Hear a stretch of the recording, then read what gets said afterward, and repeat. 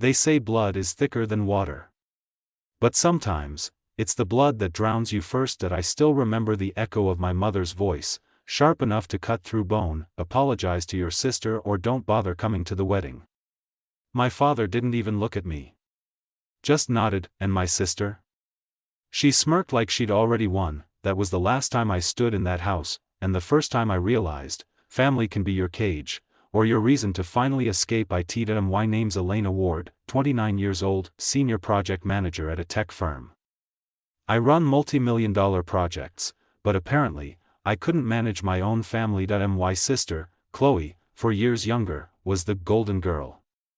She failed upwards, every time, quit jobs, changed majors, broke hearts, and somehow, my parents always picked up the pieces. When Chloe got engaged, they planned a wedding that looked like it was straight out of a movie, over 200 guests, designer everything, and I was just the afterthought. The responsible one. The one who didn't need attention, so I never got any. At first, I tried to play along. I attended every bridal shower, rehearsal dinner, dress fitting, but every time, Chloe found a way to humiliate me. Don't wear heels taller than mine. Try not to wear dark colors, you'll look like you're at a funeral.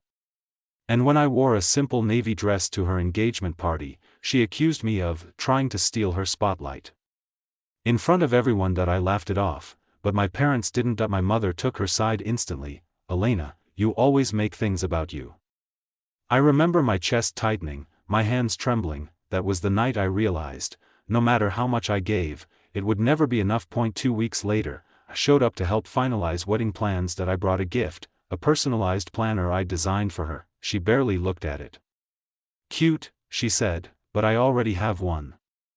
Then came the bridesmaid reveal, every girl in blush pink, except me. Chloe held up a mustard yellow dress and smiled.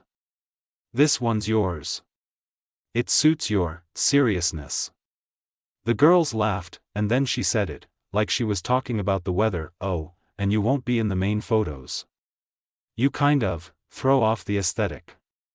I felt something inside me break, quiet, invisible, final. When I refused to apologize for her cruelty, my parents banned me from the wedding. Your jealousy is exhausting, my mother snapped. Chloe doesn't need your drama, my father added, and just like that, decades of being the good daughter ended with one sentence, but I didn't cry. Not this time, because that night, something inside me shifted. I realized I didn't have to keep proving my worth to people who never cared to see it. So, I made a plan, not for revenge, but for freedom. While my family obsessed over flower arrangements and table settings, I quietly booked a flight, one way, Maldives, luxury resort. Ocean view villa.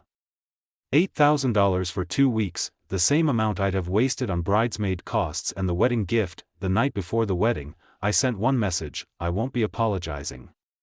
I also won't be attending. Enjoy your big day.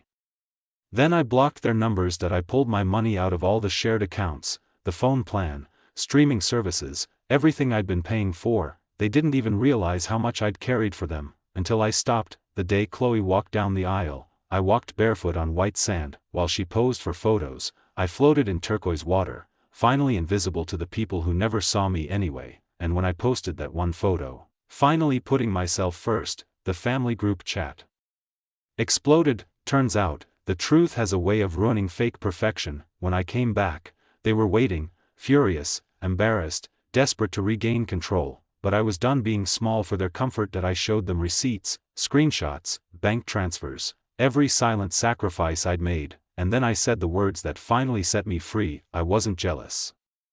I was exhausted. You don't get to call that selfish, you call that survival.